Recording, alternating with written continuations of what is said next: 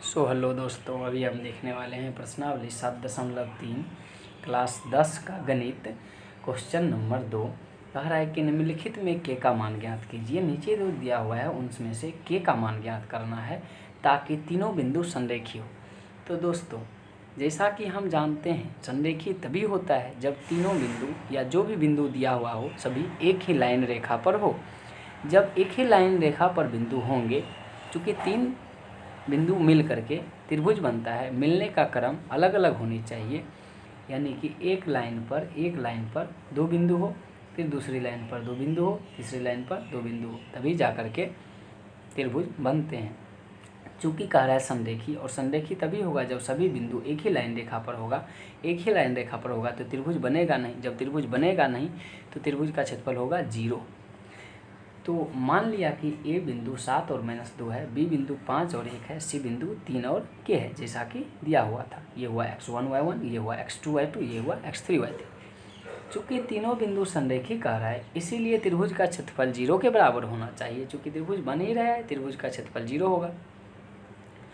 हम जानते हैं त्रिभुज का क्षेत्रफल 1/2 into x1 into y2 - y3 plus x2 into y3 - y1 plus x3 into y1 - y2। तीनों का त्रिभुज का क्षेत्रफल 0 के बराबर होंगे, चूँकि बिंदु संरेखी। अब हम समझते हैं, वैल्यू रखते हैं x1 y1, x2 y2, x3 y3 तीनों का।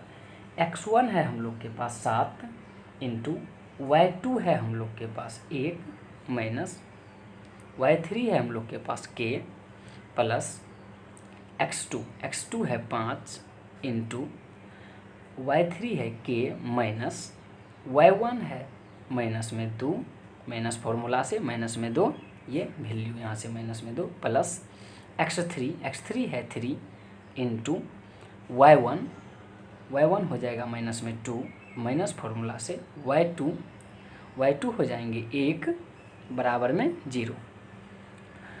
अब 1/2 इंटू 7 गुने 1 7 माइनस 7 गुने के 7 के प्लस 5 गुने के 5 के प्लस माइनस माइनस प्लस, यानी कि प्लस में 2 इंटू 5 यानी कि प्लस में 10 प्लस माइनस में 3 माइनस में 2 माइनस में 1 माइनस में 3 माइनस में 3 और 3 माइनस में 3 गुने 3 3 तिया 9 माइनस में 9। अब इसको ऐड कर लेते हैं। कैसे ऐड करेंगे? माइनस में 7 के प्लस में 5 के कुल मिलाकर के माइनस में 2 के प्लस 7 प्लस 10 17 में से 9 जाएंगे, बच जाएंगे 8। यहाँ पर देख रहे दोस्तों 1/2 है, यानी कि 2 भागा में बराबर के उस तरफ चल जाएंगे तो गुना में, यानी कि 0 के साथ 2 गुना हो जाएंगे, कुल मिलाकर के 0 बचेंगे, 2 यहाँ से खत्म हो जाएंगे। बचा हम लोग के पास माइनस में 2k प्लस 8 बराबर 0। माइनस और माइनस खत्म हो गया, चूँकि प्लस में 8 था उधर गया तो माइनस में 8 हो गया, माइनस माइनस खत्म हो गया, बच गया 2k बराबर 8, यानी कि k बराबर 8/2, यानी कि 4 बार में ख़त्म, इसीलिए k का मान 4। जब k का मान 4 होगा तभी जा कर के ये बिंदु होगा संरेखी।